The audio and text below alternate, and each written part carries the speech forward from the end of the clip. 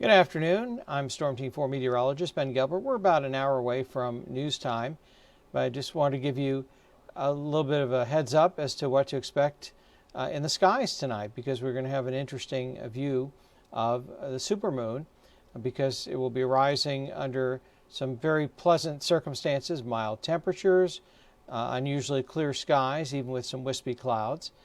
And speaking of how nice today was, 62 degrees. How about that? That's the warmest weather we had since Groundhog Day today. So that's interesting.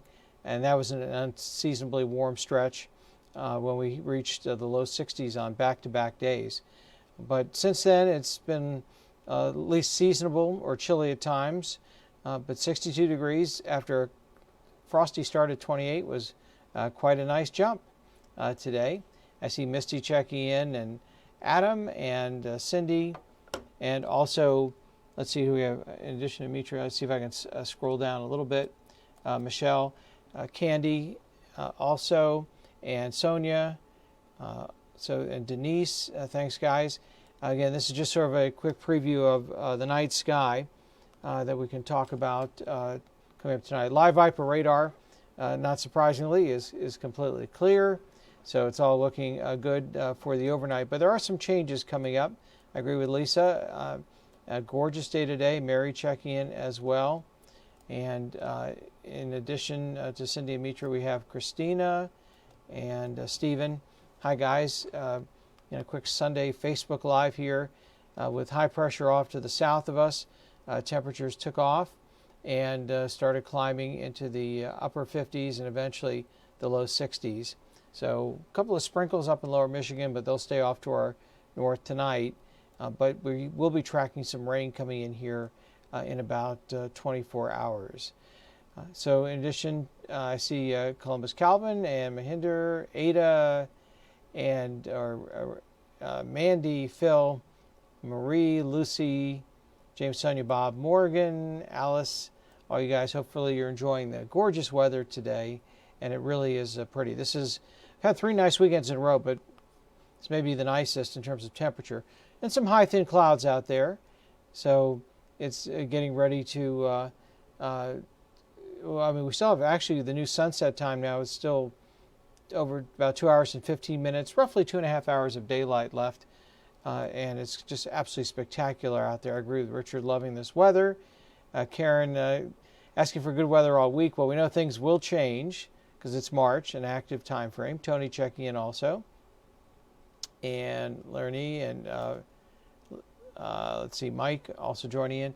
So these skies would not be ideal maybe for a meteor shower because of the high thin clouds, but they should be fine for the full moon, which will be rising tonight over the Columbus metro area. So I think we're in pretty good shape. We don't have the middle or lower clouds that always seem to come when we want to see something and wind up blocking our view.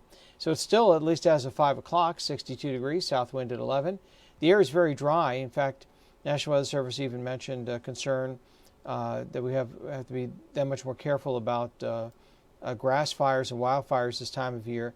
Combination of wind and warmth and vegetation that's dry and a little more brittle this time of year before things start to green up. So that's something they always ask us to pass along this time of year. So here's the other story tonight. Now the full moon officially is at 1:48 on Monday in terms of the peak. But effectively it's the full moon tonight and tomorrow night. Tomorrow night we know it's going to be cloudy and wet. So this is the supermoon, which is closest to Earth. It's not going to be the absolute closest for the year, but it'll be among the 3 times during the year when it is closest, but it does qualify within 225,000 miles. It'll be about 222,000 miles from Earth due to its elliptical orbit. So that's close enough. So that makes it noticeably brighter and appears larger as it comes across the horizon. So we should have that view tonight, and we'll talk more about that hopefully, especially sundown now, not till a little after 7:30. We'll have to wait till the 11 o'clock to show you some video. Donna checking in, Janet, Ruth, and Lisa asking mushroom weather.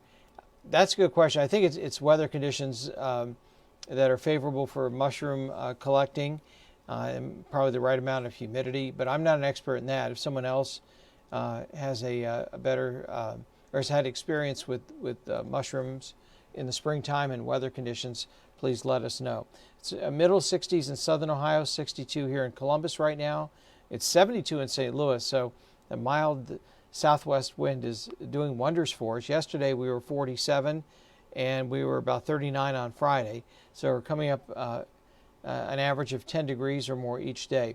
But what's going to change is we're going to have a series of Pacific disturbances work east, and that will bring us a couple of waves of rain beginning Monday night into Tuesday, and again Wednesday, and then finally a cold front Thursday night. But there'll be plenty of dry periods in between, so this week will not be a washout.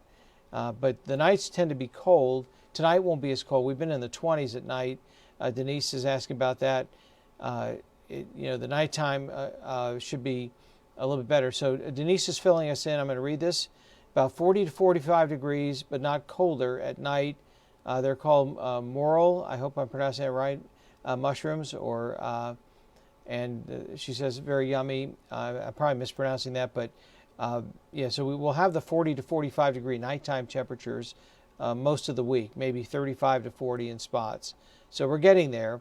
But I do see next weekend a downturn in temperature. So enjoy the mild weather while we have it. And Marty checking in too. Yep, the supermoon tonight.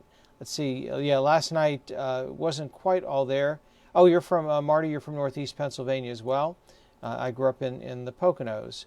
So you'll have to let me know where you're from. In fact, I went back to visit this past week, so let me know. But we have only had not quite a foot of snow here, Central Ohio, in this amazingly mild, consistently snow-free winter outside of the dustings. And my home area, Northeast Pennsylvania, has only had a foot of snow. It's not, and that's in a ski area. So this has been pretty remarkable. And Paul Lamont and Dave checking in. So that's the pattern. As far as timing out the rain, with a southerly flow, we'll see high clouds on the increase during the day on Monday. But the temperature looking pretty good, 64 degrees. The rain late afternoon, just getting to near Indianapolis and Fort Wayne, so not a concern for the daytime. So I'll have a really nice day tomorrow. And then periods of rain move in overnight, Monday night, until a cold front starts to push through Tuesday morning.